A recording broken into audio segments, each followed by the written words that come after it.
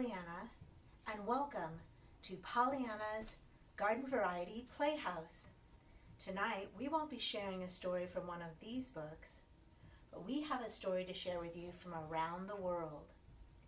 And to share it, we have a guest storyteller, world traveler Pat Eiler. Thank you, Pat, for coming tonight. Glad to do it. This is the story of Nate the Snake. Pollyanna asked me to tell you a story that I told her a very long time ago. It's a story that I heard a long time ago at a Boy Scout camp. And it's a story that took place a long time ago. Back when stores were open 24 hours a day and there was toilet paper on the shelves even. But the beginning of the story is even before then. It goes all the way back to the creation of the world. You see, when God created the world, he realized that there were a lot of things that could go wrong. And he thought it would be best if he had some way that he could just pause everything so that he could take care of it if things started to get out of control.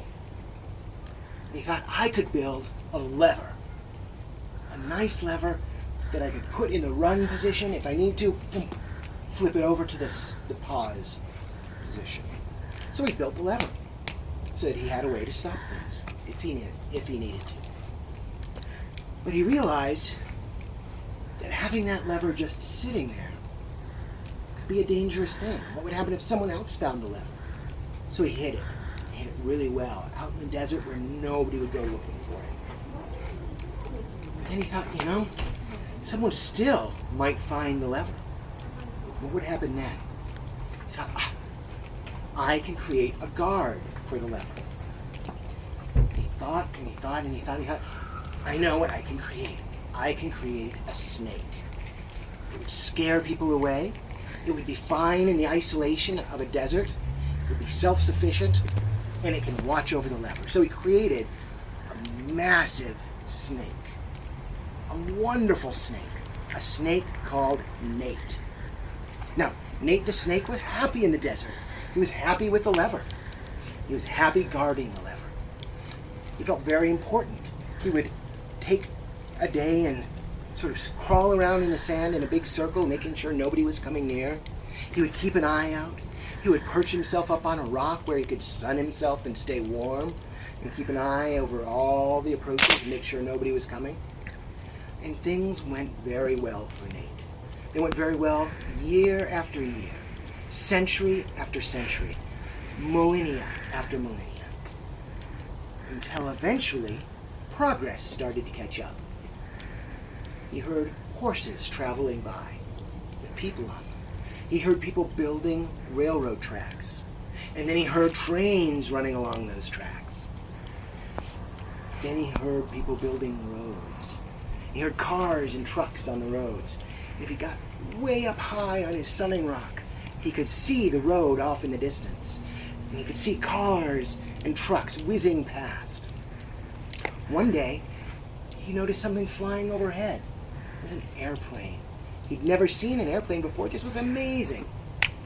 Well, lo and behold, one day, it became even closer. He heard voices. He wasn't sure what to make of it. Thought maybe I should go and scare them away. And as he slithered in that direction, he realized it was a family. He didn't want to scare a family away. Then he realized that they were enjoying a nice dinner together, out in the wilderness, a nice little picnic. And they were talking and having fun. Oh, he wanted to be a part of that. He never had a chance to talk to people before. So he slithered in near where they were eating their picnic dinner. And he said, "Hi, I'm Nate." They were shocked. They'd never heard of a talking snake, much less seen one come right up to their dinner. Well, most shocked of all was the dad, Harry. Now, Harry was shocked because he was a talent scout, and he could tell that Nate was his ticket, his big ticket. Everyone was going to want to hear a talking snake. So Harry started to tell Nate about all of the wonderful things that he could see and do if he would just come back and sign on with Harry. Harry would make him famous. He would make him rich. He would make him a star of the TV. Well, that sounded pretty interesting. Nate thought, Yeah, let's give that a try. Can I come back with you? I said, absolutely. Let's pack dinner up and let's go home and you can see what it's like. So they packed up, Nate crawled into the back seat with the kids, and they drove back to the city. And true to his word, Harry had him booked right away. He watched he was on the Today Show. He was on the Tonight Show. He was on the Late Night Show. He started his talking circuit. And it was wonderful. People went crazy to hear Nate the Snake. Nate the Talking Snake.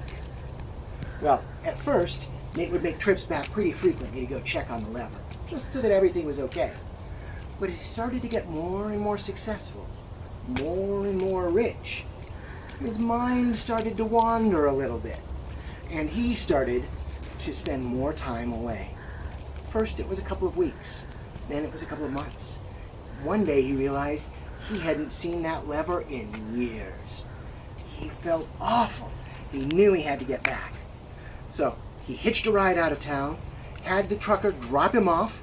He got out of the truck and started to slither on his way towards the lever, right alongside the highway. And as the sun went down and it got dark, Nate was horrified to realize he'd been gone so long, he managed to get off on the wrong side of the highway without even realizing it. He was going to have to cross the highway in between these two big hills. So he started across, and as he started across, cresting the hill, he saw a great big semi, and it was tearing through the night. High beams on, lighting everything around, but it didn't see Nate. And vroom! It tore down the highway, and Nate froze in front of it. He didn't know what to do. And suddenly, boom, boom! That truck ran right over Nate the Snake. Now, I realize that this is a very sad story, and I wouldn't want to tell you a sad story if there wasn't something very important for you to learn from it. This story has an important message, and I want you to remember, better Nate than lever. That was the story of Nate the Snake. So what did you think of Nate the Snake? In Elizabeth Ellis's book, From Plot to Narrative, we read about wisdom, found in the chapter labeled Layer 9. In it, she talks about a tip. You can say anything in the story as long as you put it in someone else's mouth. She cautions us against the use of adding a moral to the story, saying that our participants are intelligent people. However, this is a fable, and she does give an excuse for that. Only a fable has an obviously stated moral. Leave those to Aesop. This isn't quite a fable, maybe a fractured fable, but I enjoy it just the same. So my questions for you would be, what do you think of having added better Nate than lever at the end? What could be improved in the story? What did you like about the story? And especially, have you ever heard that story before? And how was it the same or different? Or have you heard a similar story? And would you share it with us or share a link to it? Thank you. Thank you for sharing that story. Glad to. It was funny.